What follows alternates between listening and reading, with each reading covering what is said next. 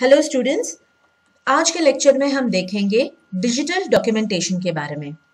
तो अब तक आप लोगों ने टाइपिंग सीखी है और आपने जनरल आईटी इंडस्ट्री का इम्पोर्टेंस क्या है ये चीज़ सीखी है।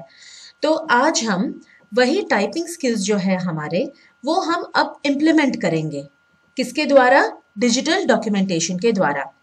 डॉक्यूमेंटेशन का क्या मतलब होता है बेटा? कि आप कोई भी लिखित कार्य जो आप करते हो वो होता है आपका डॉक्यूमेंटेशन। आप टेक्स्ट बुक लिखते हो तो वो आपका डॉक्यूमेंट हो गया। आप किसी को लेटर लिखते हो, इनविटेशन कार्ड लिखते हो, all those are your documents. तो जो भी रिटन मटेरियल है उसको हम डॉक्यूमेंटेशन कहते हैं। और जब यही रिटन मटेरियल हम कंप्यूटर में बनाते हैं, सॉफ्ट कॉपी में बनाते हैं या सॉफ्टवेयर के द्वारा बनाते हैं, वो हो जाता है आपका डिजिटल डॉक्यूमेंटेशन। तो सबसे पहले मैं उम्मीद करती हूँ कि आप सब ने लाइब्रेरी ऑफिस सॉफ्टवेयर को अपने अपनी मशीन्स पे इंस्टॉल कर दिया है। अगर बच्चों को दिक्कत है, अगर आपके पास मशीन नहीं है तो आप कभी भी स्कूल आ सकते हैं अपने रिटन कंसेंट लेके, और हमारे लैब में भी इंस्टॉल्ड है, तो यहाँ आके आप प्रैक्टिस कर सकते हो। तो अभी एक छोटा इंट्रोडक्शन देते हैं टू डिजिटल डॉक्यूमेंटेशन। तो पहले के ज़माने में क्या होता था कि टाइपराइटर्स होते थे।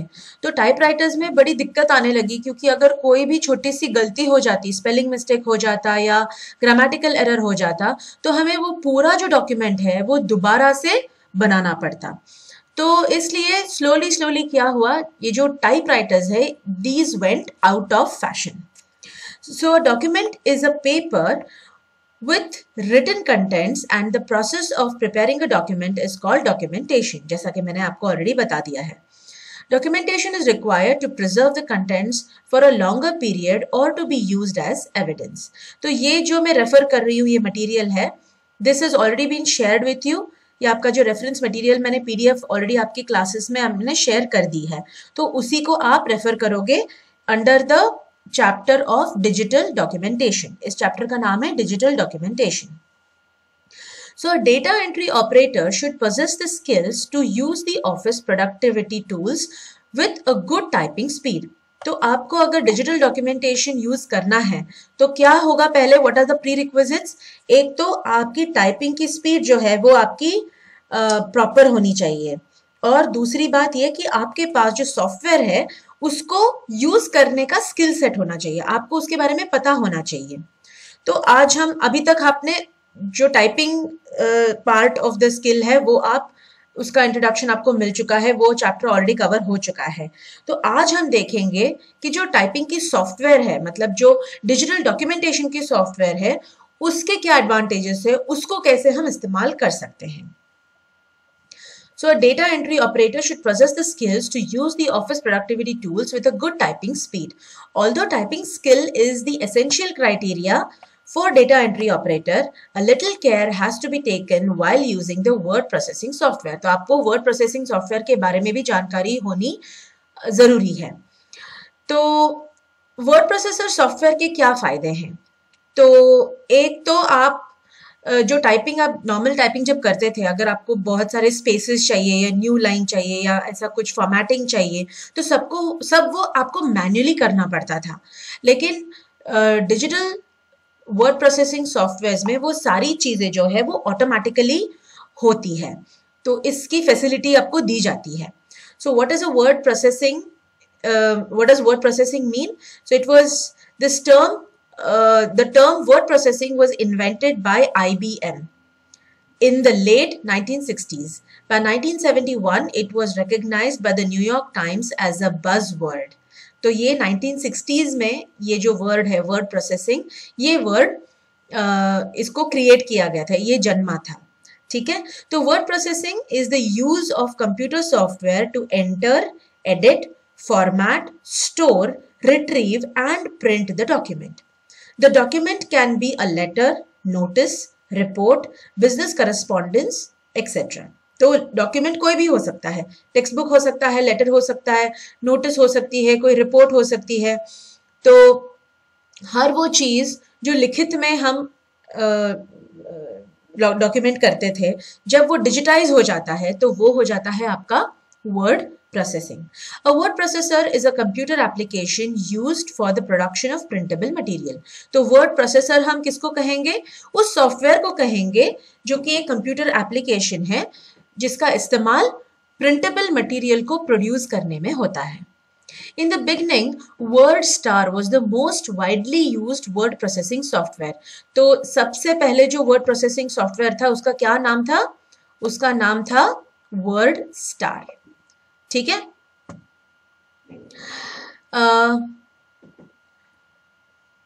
There are several limitations to using a typewriter, which are as given below.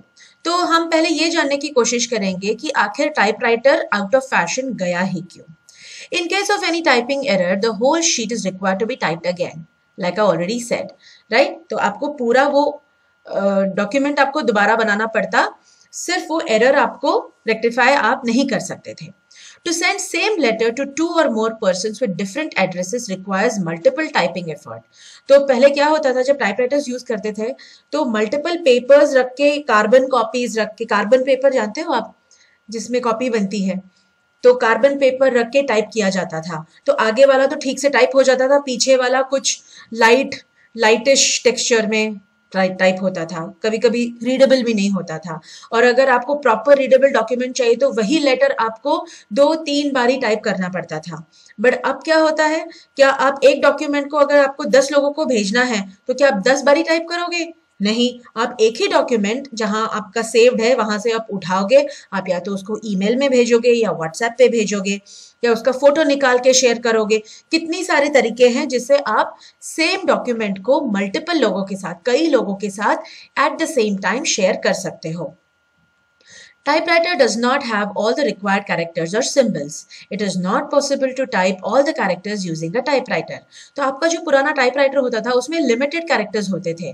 जैसे अगर आपको स्माइली डालनी है या कोई अच्छा सा वर्ड आर्ट करना है, आपको कोई डायग्राम करना है, तो वो पॉसिबल नहीं होता था टाइपराइटर में.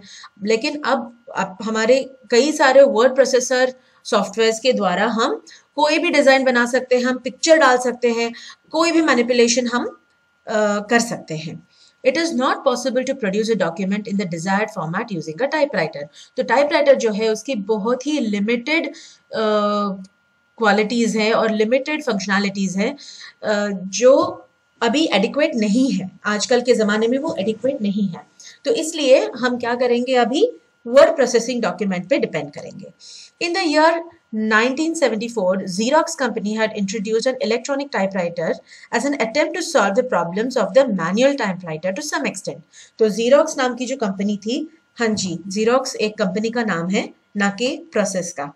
तो Xerox नाम की कंपनी ने एक इलेक्ट्रॉनिक टाइपराइटर को इन्वेंट किया जो हमारे पुराना जो मैनुअल टाइपराइटर था उसके कुछ फीचर्स को एनहांस करता था, but it is still not the same as our word processing software.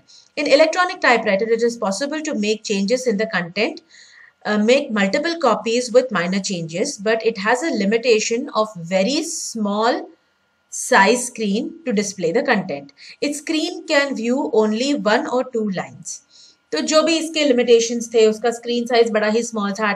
At one time you could only see 2 or 3 lines. So in late 1970s, with the development of computer software technology, word processing software was introduced. In this software, the documents can be navigated, edited, formatted and printed. तो जब computer software technology का आविष्कार हुआ, तो word processing software को invent किया गया और इसके द्वारा हम क्या कर सकते हैं, हम नेविगेट कर सकते हैं. नेविगेशन का मतलब पेज के ऊपर नीचे जा सकते हैं, एडिट कर सकते हैं. कोई अगर एरर है तो आपको पूरा डॉक्यूमेंट दोबारा बनाने की जरूरत नहीं है, सिर्फ उस वर्ड पे आप जाके फटाफट उसको करेक्ट कर सकते हैं, फॉर्मेट कर सकते हैं, पैराग्राफ बना सकते हैं, बोल्ड कर सकते हैं, इटैलिक्स कर सकते हैं, अलग अलग फॉन्ट टाइप्स आप यूज कर सकते हैं, अलग अलग फॉन्ट साइज आप यूज कर सकते हैं एंड प्रिंटेड. तो इस चीज की आप हार्ड कॉपी भी निकाल सकते हैं. जो भी आपका सॉफ्ट कॉपी में प्रेजेंट है आपके कंप्यूटर में या लैपटॉप में, उसको आप प्रिंटर के द्वारा हार्ड कॉपी में भी प्रोड्यूस कर सकते हैं. The modern word processors take advantage of a GUI. GUI का मतलब क्या होता है?